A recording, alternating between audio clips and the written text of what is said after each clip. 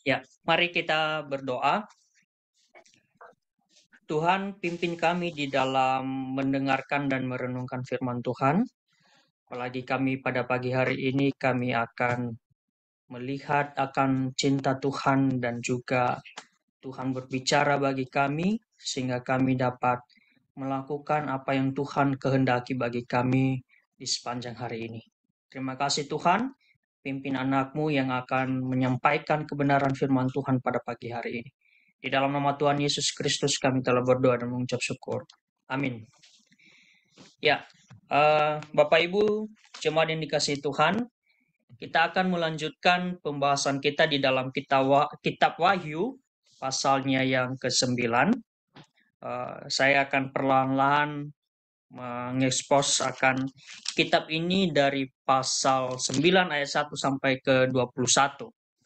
Nah, eh, jemaat yang dikasihi Tuhan, di minggu sebelumnya telah dibahas sampai sangkakala yang pertama dan sampai di sangkakala yang keempat.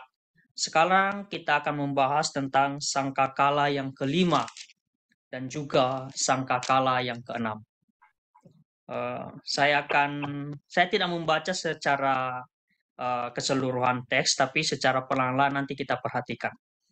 Jadi tema kita pada pagi hari ini di dalam perenungan kita yaitu malapetaka dan hukuman.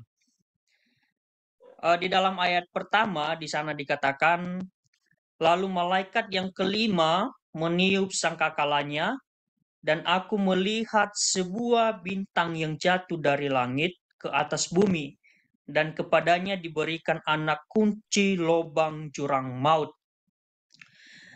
Jadi setelah sangkakala kelima berbunyi, Yohanes ini mendapatkan sebuah penglihatan tentang bintang.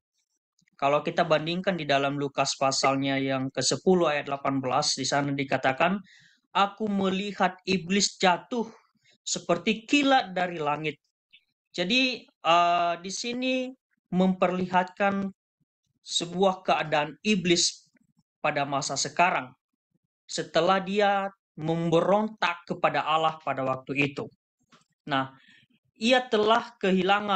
iblis ini telah kehilangan kekudusan, telah kehilangan kekudusannya dan posisinya yang ada di surga pada waktu itu. Dan di dalam penglihatan ini, sang rasul Yohanes mengamati bahwa penguasaan kegelapan itu menerima anak kunci lubang jurang maut. Dengan lain kata bahwa ia menerima kuasa untuk membuka lubang jurang maut itu dan meletakkan roh-roh jahat itu dari dalamnya. Jadi lubang jurang maut itu juga Bapak Ibu merujuk kepada neraka yang menjadi sebuah penghakiman terakhir. Jadi jika bintang ini kita samakan dengan iblis, yaitu raja para setan yang telah dilemparkan ke dalam jurang maut, maka perlu juga kita pahami bahwa Allah itu sepenuhnya memegang kendali. Allah sepenuhnya itu memegang kendali. Iblis atau salah satu malaikatnya menerima kunci jurang maut itu tidak secara permanen, tetapi hanya untuk sesaat. Jadi setelah penghakiman itu terjadi, maka neraka itu disebut sebagai lautan api. Ketika kita membaca bahwa iblis membuka pintu lubang jurang maut, maka ada sebuah makna yang terserat di dalamnya. Maknanya bahwa ia menyebarkan kejahatan. Ia menyebarkan kejahatan dan juga memenuhi dunia ini dengan roh-roh jahat, dengan roh-roh kegelapan, dan berbagai pengaruh-pengaruh dan operasi mereka yang jahat di muka bumi ini. Jadi Yohanes juga melihat bahwa lubang itu begitu dibuka, mulai memuntahkan asap kotor biru yang kelihatan tebal seperti keluar dari tanur besar. Kalau kita perhatikan di ayatnya yang kedua, di sana dikatakan, maka dibukanyalah pintu lubang jurang maut itu. Lalu naiklah asap dari lubang itu bagaikan asap tanur besar, dan matahari dan angkasa menjadi gelap oleh asap lubang itu. Jadi ini merupakan asap penyesatan ataupun asap dosa dan asap sengsara dan juga asap kegelapan yang terus naik dari dalam neraka. Istilah jurang maut kalau kita perhatikan di dalam Perjanjian Baru ini merujuk sebuah tempat tinggal roh-roh jahat. Jadi di dalam kitab Wahyu ini, kata ini muncul sebenarnya 7 kali. 7 kali dalam selalu dirujuk tempat iblis. Selalu merujuk suatu tempat, yaitu tempat iblis. Dan juga para pengikutnya. Jadi setelah penghakiman itu terjadi, mereka dilemparkan ke dalam lautan belerang yang menyala-nyala dan juga disiksa untuk selama-lamanya.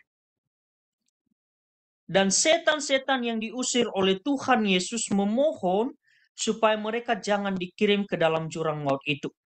Karena tempat itu adalah penjara mereka.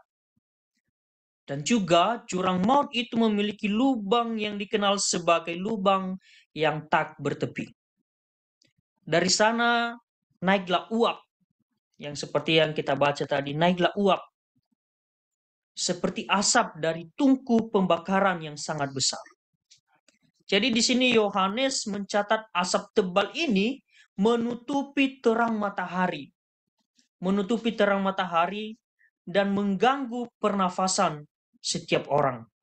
Dan ini menyebabkan suatu penyakit dan juga menimbulkan bau-bau busuk yang tak tertahankan dan menodai segala hal, seolah-olah neraka itu sendiri yang mengotori dan mencemari akan bumi ini.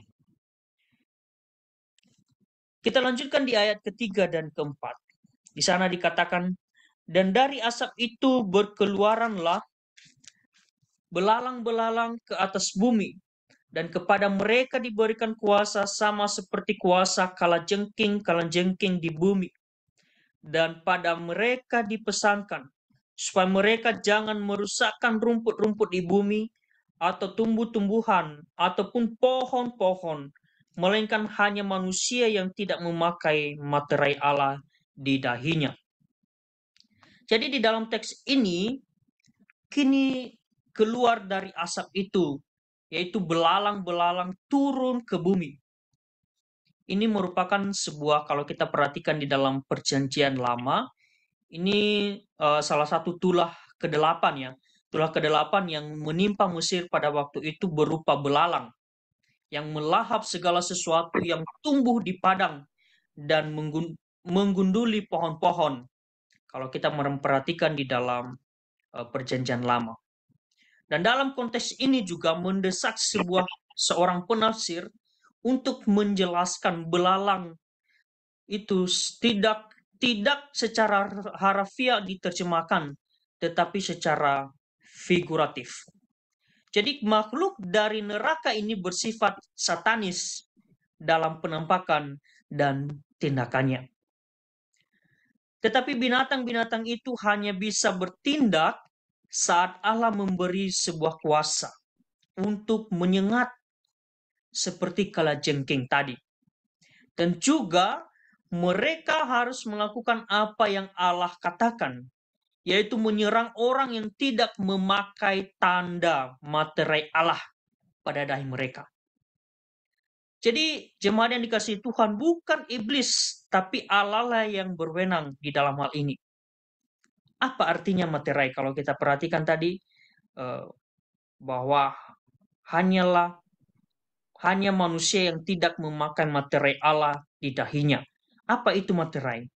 Materai yaitu sebuah cap kewenangan, cap legalisasi, dan cap kepemilikan. Jadi bagi orang-orang yang telah dimateraikan, itu adalah milik Allah. Dan orang-orang manusia yang tidak memakai materai itu di luar dari anak-anak Tuhan. Jadi cap ini ataupun materai ini merupakan suatu tanda untuk membuktikan keabsahan mereka, sebuah perjanjian atau sebuah ikatan. Jadi mereka yang tidak mempunyai materai Allah ialah mereka yang secara legal atau sah bukanlah milik Allah itu, dan yang tidak diakui Allah sebagai umatnya. Jadi jemaat yang dikasihi Tuhan, inilah yang diberitakan bagi kita, bahwa ketika orang-orang ataupun pada penglihatan ini, manusia yang tidak memakai materai Allah pada dahinya akan dimusnahkan. Menurut Henry Barclay mengatakan bahwa bersama-sama ular dan ciptaan lain, kalajengking adalah ciptaan yang memusuhi manusia dan menyimbolkan kuasa-kuasa jahat rohani yang aktif di dunia ini. Kita lanjut di ayatnya yang kelima dan ayat keenam. Di sana dikatakan, dan mereka diperkenankan bukan untuk membunuh manusia, melainkan hanya untuk menyiksa mereka 5 bulan lamanya. Dan siksaan itu seperti siksaan kalajengking apabila ia menyengat manusia. Dan pada masa itu orang-orang akan mencari maut, tetapi mereka tidak akan menemukannya. Dan mereka akan ingin mati, tetapi maut lari dari mereka. Jadi di sini juga belalang ini diizinkan Tuhan hanya untuk menyiksa mereka, tetapi tidak boleh membunuh. Ini sangat luar biasa. Jadi di sini Allah mengizinkan hanya untuk menyiksa, tidak sampai membunuh mereka. Mengapa? Karena hukuman yang diberikan Tuhan kepada manusia di masa ini masih bertujuan untuk menyadarkan dan untuk mengoreksi diri. Sama halnya bagi kita, kalau saya bawakan bagi kehidupan kita saat ini, itu tidak sampai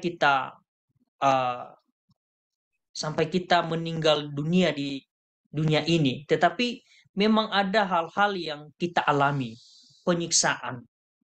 Tetapi di situ kita harus melihat bagaimana kesadaran kita. Apakah kita masih tetap mengikut Tuhan atau tidak lagi mengikut Tuhan.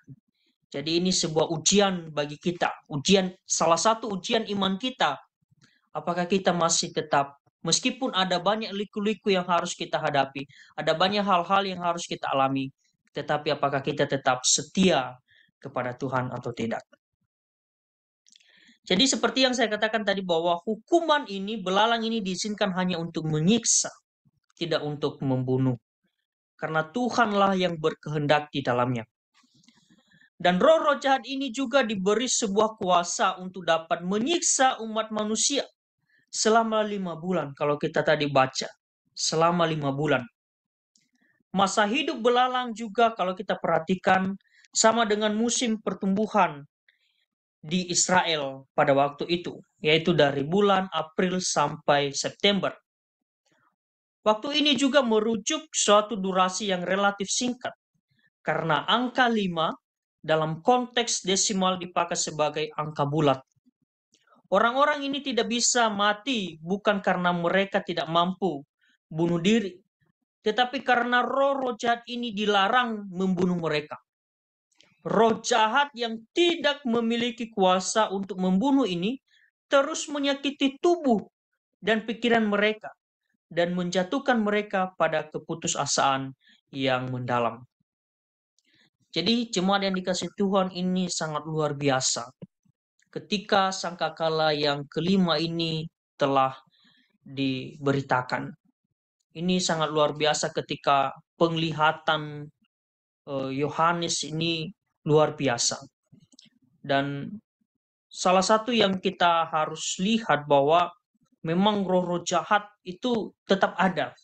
Roh-roh jahat itu tetap ada. Tetapi bagaimana juga kita bisa menyikapi akan hal itu? Bagaimana juga kita bisa melihat karya Allah juga di dalam hidup kita? Dan dilanjut di dalam ayatnya yang ketujuh. di ayat yang ke-7 mengatakan bahwa dan rupa belalang-belalang itu sama seperti kuda yang disiapkan untuk peperangan. Dan di atas kepala mereka ada sesuatu yang menyerupai mahkota emas, dan muka mereka sama seperti muka manusia. Jadi di sini Yohanes memakai gambaran ini untuk secara simbolis yang melukiskan peperangan rohani antara roh jahat dan umat manusia. Jadi roh jahat itu dilepaskan dari lubang jurang maut dan keluar dari gumpalan asap dan diberi sebuah kuasa untuk dapat menghancurkan yang sangat besar itu. Jadi di sini mereka dipersiapkan untuk dapat berperang dan merebut sebuah kemenangan. Jadi di sini Yohanes memakai sebuah simbol kuda yang siap berperang dan mengenakan sesuatu seperti mahkota emas yang menandakan bahwa kemenangan akan diraih. Mahkota emas ini juga meniru mahkota emas di kepala Yesus Kristus, sang anak manusia itu pada waktu itu.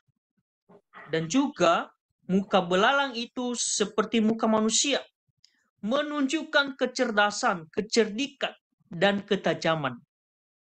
Mereka adalah makhluk-makhluk yang jahat, dengan kekuatan mental seperti makhluk rasional, untuk dapat menimbulkan kesengsaraan yang tak terkatakan atas orang-orang yang melawan Tuhan dan pencipta mereka. Jadi di sini Yohanes memakai ungkapan rambut perempuan dan gigi seperti singa. Kalau kita memperhatikan di dalam ayat ke-8 dan ke-9. Di situ dijelaskan yaitu menyatakan sebuah penipuan setan di saat sisi dan serangan yang buas di sisi lain. Jadi di sini rambut perempuan itu sangat sedap kalau kita memperhatikan secara manusiawi. Sangat enak kalau dipandang mata.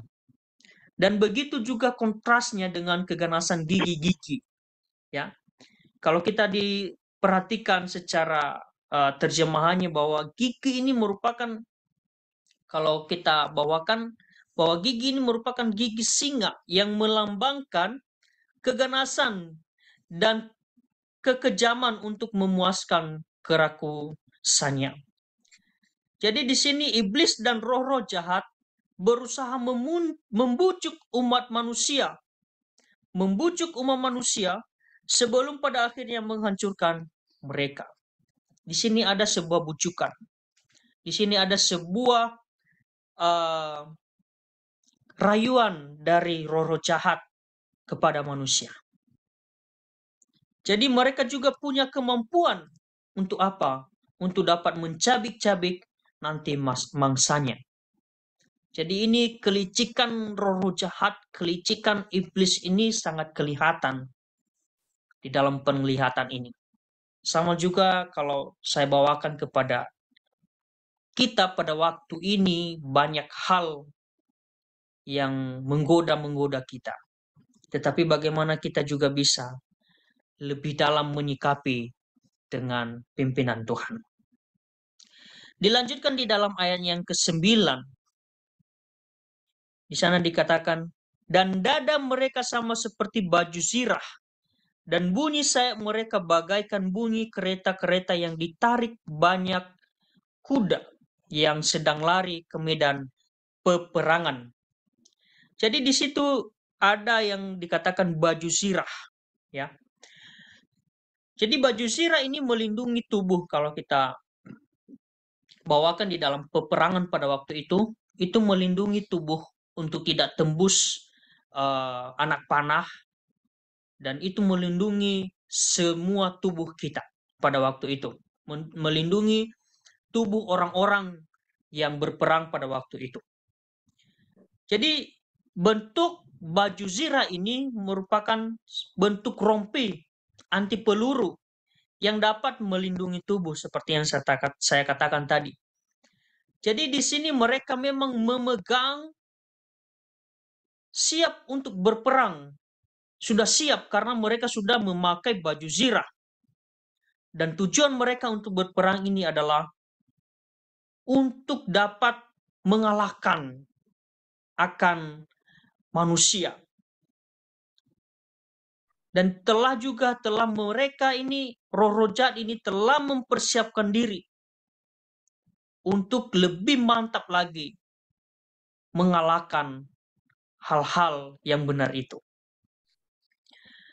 Dan juga dilanjutkan bahwa dan bunyi sayap mereka bagaikan bunyi kereta-kereta yang ditarik banyak kuda yang sedang lari ke medan peperangan. Suara medan pertempuran ini harus ditafsirkan secara simbolis, bukan secara harafiah. Suara itu melukiskan pertempuran yang sudah dekat, yang memenuhi hati dan jiwa manusia, dan dengan ketakutan dan kengerian yang tak terkatakan. Jadi di sini sesuatu hal yang sangat luar biasa. Bagaimana peperangan itu terjadi dan roh-roh jahat itu setelah mempersiapkan benar-benar. Dan sekali lagi bagaimana juga kita di dalam hal itu bisa menyikapinya dengan pertolongan Tuhan. Dan dilanjutkan di ayat yang ke-10 mengatakan, dan ekor mereka sama seperti kalajengking dan ada sengatnya. Dan di dalam ekor mereka itu terdapat kuasa mereka untuk menyakiti manusia 5 bulan lamanya. Jadi jemaat yang dikasihi Tuhan, hal ini juga melukiskan derap kuda dan roda kereta perang yang menghancurkan musuh yang malang itu. Serupa itu kalajengking menjepit mangsanya dan dengan ekor memberi sengatan yang beracun. Ini sangat luar biasa yang terjadi pada waktu itu di dalam penglihatan. Dan dilanjutkan di dalam ayat yang ke-11 bahwa dan raja yang memerintah mereka ialah malaikat jurang maut. Namanya dalam bahasa Ibrani ialah Abaddon dan dalam bahasa Yunani ialah Apollyon.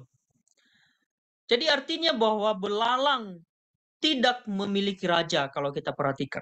Belalang ini tidak memiliki raja. Tetapi di dalam perjanjian baru memberikan banyak nama bagi iblis. Nama iblis ini sangat banyak di dalam perjanjian baru. Ada setan, ada yang namanya pencobaan, ada yang namanya musuh, lawan, ular, ada naga, pendusta, pendakwa, si jahat, dan Beelzebul, Belial, dan juga Apollyon. Jadi sangat jelas tadi di ayatnya yang ke-11 ini bagian B-nya bahwa iblis ini di dalam bahasa Ibrani namanya Abaddon dan di dalam bahasa Yunani Apollyon. Jadi jemaat yang dikasihi Tuhan, ini sama-sama memiliki arti.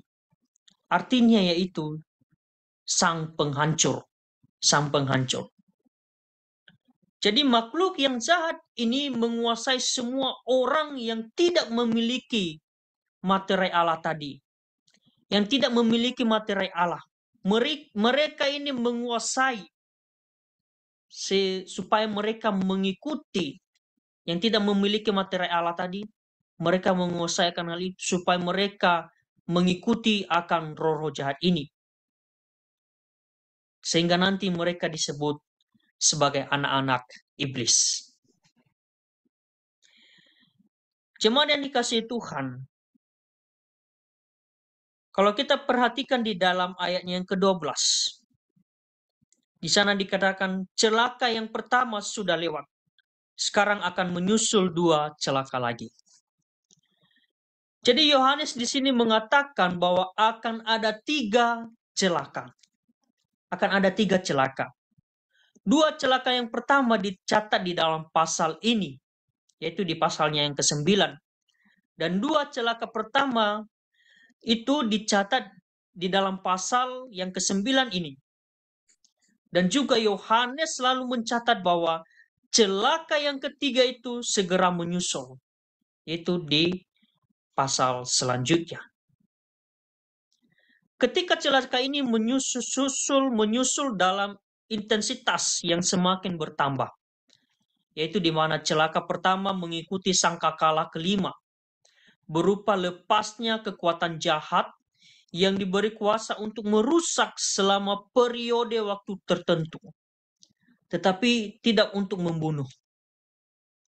Dan kalau kita melihat celaka yang kedua terjadinya saat sangkakala ke-6 itu ditiup. Itu celaka yang kedua, di mana 4 malaikat dilepaskan untuk membunuh sepertiga umat manusia dengan api, asap, maupun belerang. Dan bencana ini dirancang untuk membawa manusia bertobat dan beriman kepada Allah. Jadi bencana ini juga memanggil orang-orang untuk mengubah cara hidup mereka yang awalnya berdosa dan berpaling kepada Allah. Dan kedua celaka ini juga memerintah orang-orang kudus untuk dapat menyelidiki tanda-tanda zaman. Karena memang akhir zaman segera terjadi. Dan apalagi di celakaan yang ketiga, itu menghadirkan sebuah penghakiman Allah atas orang-orang yang telah mati. Ini sangat luar biasa. Bagaimana penghakiman itu terjadi. Bagaimana itu penghukuman itu terjadi. Jemaat yang dikasihi Tuhan, tiba saatnya kita akan memperhatikan sangkakala yang ke-6. Ketika tadi sangkakala yang ke-5 telah terjadi, itu sangat luar biasa. Dan saat ini kita memperhatikan sangkakala yang ke-6. Di ayatnya yang ke-13 sampai ayatnya yang ke-21. Di dalam ayat yang ke-13, di sana dikatakan, lalu malaikat yang ke-6 meniup sangkakalanya, dan aku mendengar suatu suara keluar dari keempat tanduk mezbah emas yang di hadapan Allah. Jadi meskipun di sini Yohanes mencatat suara itu keluar dari mezbah yang disebut hadiran Allah, ia juga menghindari penyebutan nama Allah.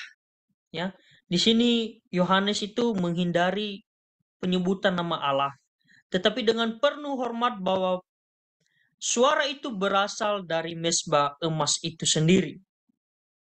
Yohanes memakai metode serupa saat menyebut Tuhan Yesus sebagai Dia yang suaranya seperti bunyi sangkakala. Kalau kita perhatikan di dalam pasalnya yang pertama, di ayatnya yang ke-10. Jadi tanduk mezbah itu bukan tanduk mezbah di luar bait suci, tetapi tanduk mezbah pembakaran ukupan yang di depan ruang Maha Kudus. Dan di ayat ke-14 di sana dikatakan, dan berkata kepada malaikat yang ke-6 yang memegang sangkakala itu, lepaskanlah keempat malaikat yang terikat dekat sungai besar Efrat itu. Jadi di sini malaikat ke-6 menerima perintah untuk melepaskan 4 malaikat. Jadi tidak ada petunjuk, kalau kita perhatikan, tidak ada petunjuk apakah keempat malaikat ini sama dengan 4 malaikat yang berdiri di 4 penjuru bumi. Kalau kita perhatikan di pasal-pasal sebelumnya. Dan keempat malaikat ini di ayat yang telah kita perhatikan di ayat yang ke-14 ini, itu diikat di sungai Efrat. Dan sementara keempat malaikat di dalam pasal 7, di dalam pasal 7 sebelumnya di ayat 1 itu menahan keempat angin bumi. Jadi saat waktu tiba untuk mereka dilepaskan, kekuatan-kekuatan jahat akan menghantui dunia ini yang telah meninggalkan Allah dan melakukan apa yang di luar firman Tuhan. Kita juga bisa meyakini bahwa kuasa-kuasa antikristus saat ini sedang juga bertempur, melawan, dan memiliki wewenang yang luar biasa yang saat ini terjadi di dunia. Dan ini yang harus juga kita perhatikan. Bagaimana saat ini anti-kristus itu ada. Dan juga banyak hal yang kita dapatkan ajaran-ajaran yang tidak benar.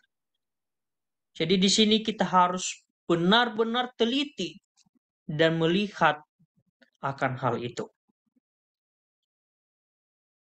Jemaat yang dikasihi Tuhan, di dalam ayatnya yang ke-15 sampai ke-16. Maka dilepaskanlah keempat malaikat yang telah disiapkan bagi jam dan hari, bulan dan tahun untuk membunuh sepertiga dari umat manusia. Dan jumlah tentara itu ialah 20.000 laksa pasukan berkuda. Aku mendengar jumlah mereka. Jadi jemaat yang dikasihi Tuhan, hal ini juga merujuk kepada perang yang meliputi seluruh dunia. Saat dunia harus berhadapan dengan penghakiman Allah. Setelah tadi materai keempat dibuka, maut dan kerajaan maut diberi kuasa atas 1/4 dari bumi itu untuk membunuh dengan pedang. Dan dengan kelaparan dan sampar. Dan dengan binatang-binatang buas di muka bumi ini. Jadi di sini Yohanes mencatat waktu yang telah dipersiapkan, yaitu tadi jam, hari, bulan, dan tahun. Ini mengartikan bahwa Allah menentukan saat yang tepat. Dan ia juga menetapkan jangkauan hukuman ini meliputi sepertiga umat manusia. Ia juga menetapkan waktu bagi jatuhnya malapetaka itu. Dan menyatakan bahwa malapetaka ini tidak akan cepat berlalu, tetapi akan berlangsung selama waktu yang telah ia putuskan, menurut hikmatnya sendiri, menurut hikmatnya Allah. Jadi Allah di sini memakai perang untuk memperingatkan orang-orang fasik. Supaya apa? Supaya mereka bertobat, mengenal Allah. Akan tetapi kalau kita memperhatikan, sejumlah besar orang-orang menolak dan mengindahkan akan peringatan-peringatan ini. Sejumlah besar orang-orang fasik itu tidak mau tahu akan apa yang diperintahkan. Mereka tetap melakukan apa yang di luar dari kebenaran Tuhan. Makanya ini sebuah penghukuman yang sangat luar biasa. Dan di sini juga Allah telah menetapkan semuanya. Baik itu tadi jam, hari, bulan, dan tahun. Allah telah menetapkan itu semua. Dan di dalam ayatnya yang ke-17 sampai yang ke-19, di sini memaparkan sebuah penglihatan. Penglihatan. Ya, penglihatan yang telah dilihat, penglihatan Yohanes. Jadi kalau kita memperhatikan di dalam ayatnya yang ke-17, di sana dikatakan, maka demikianlah aku melihat dalam penglihatan ini kuda-kuda dan orang-orang yang menungganginya. Mereka memakai baju zirah, merah api dan biru dan kuning, belerang warnanya. Kepala kuda-kuda itu sama seperti kepala singa, dan dari mulutnya keluar api dan asap belerang. Oleh ketiga malapetaka ini dibunuh sepertiga dari umat manusia, yaitu oleh api dan asap dan belerang yang keluar dari mulutnya. Sebab kuasa kuda-kuda itu terdapat di dalam mulutnya dan di dalam ekornya. Sebab ekornya sama seperti ular. Mereka berkepala dan dengan kepala mereka itu mereka mendatangkan kerusakan. Jadi di sini Yohanes melihat bahwa bala tentara di medan pertempuran itu sedang terjadi. Ada begitu banyak pasukan-pasukan berkuda pada waktu itu, sehingga ia tidak dapat menghitung mereka. Ini sebuah penglihatan, ya. Ini sebuah penglihatan. Jadi di sini Yohanes mendengar jumlah mereka, yaitu 200 banyaknya. 200 banyaknya. Ini tentu bahwa angka simbolis yang menyatakan jumlah suatu bala tentara yang sangat luar biasa besarnya.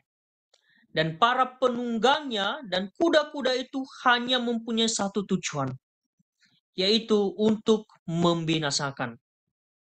Ini salah satu tujuan kuda-kuda, para pekuda yang telah memasuki akan hal itu, yaitu untuk membinasakan orang-orang yang ada pada waktu itu.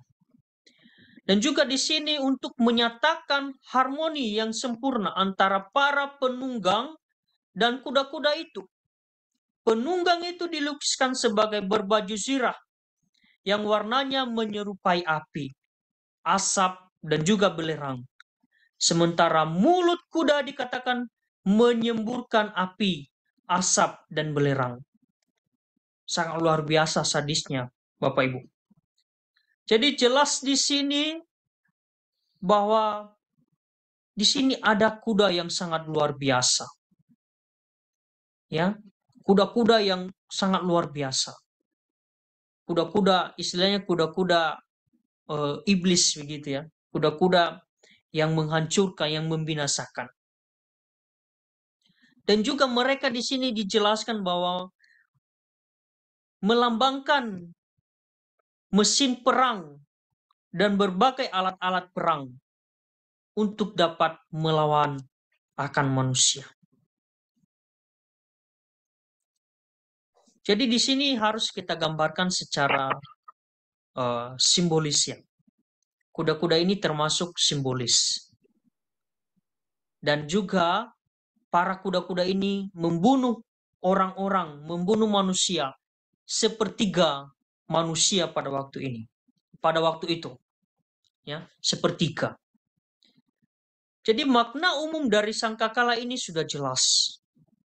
Di sepanjang periode ini yang membentengkan dari kedatangan Kristus yang pertama sampai kedatangan yang kedua, Tuhan kita Yesus Kristus ya, yang telah ditinggikan, yang memerintah segala sesuatu menurut gulungan kitab Allah itu sendiri, dan berulang-ulang menghukum para penganiaya gereja, dan menimpakan ke atas mereka berbagai kehidupan, berbagai bencana, dan setiap hal-hal yang di luar kerohanian. Jadi jemaat yang dikasihi Tuhan, ini sesuatu hal yang sangat luar biasa yang terjadi pada waktu itu. Dan dilanjutkan di dalam ayat ke-20 sampai 21. Tetapi manusia lain yang tidak mati oleh malapetaka itu tidak juga bertobat dari perbuatan tangan mereka.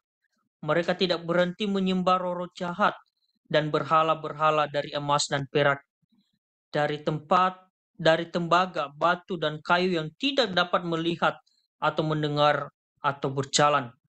Dan mereka tidak bertobat daripada pembunuhan, sihir, percabulan, dan pencurian. Jemaat yang dikasihi Tuhan,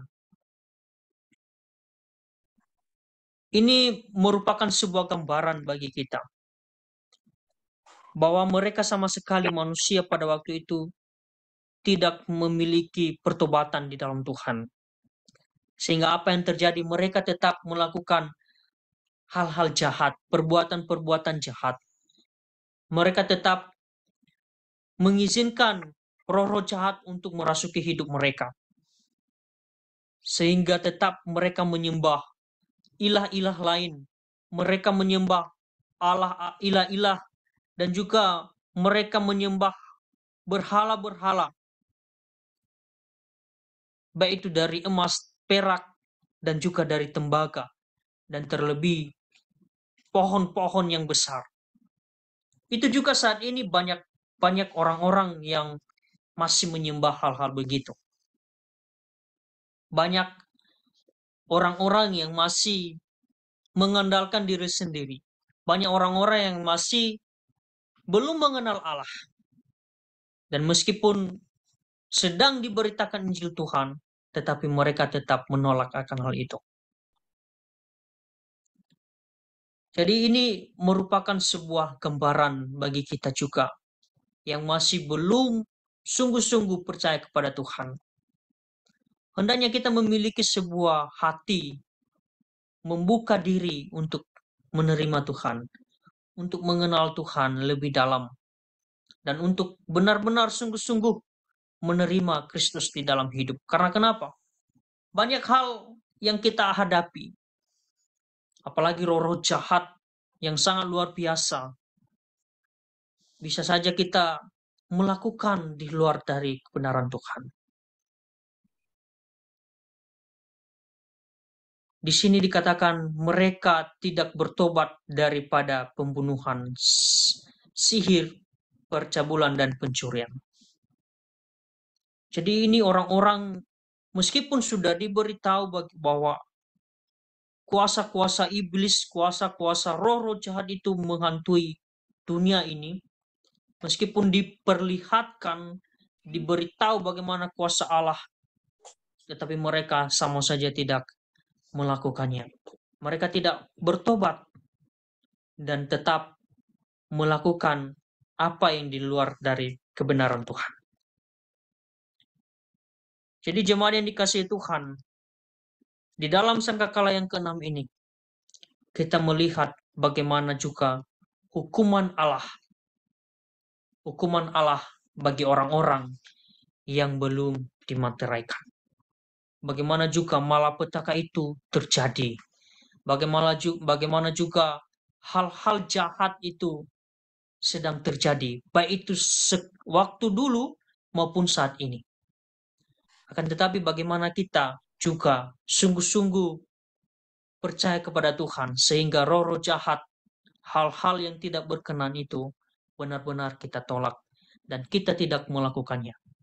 Dan saat ini, sekiranya Tuhan yang dapat memimpin hidup kita dan benar-benar kita menjauhkan diri dari hal-hal yang tidak berkenan. Tuhan Yesus memberkati.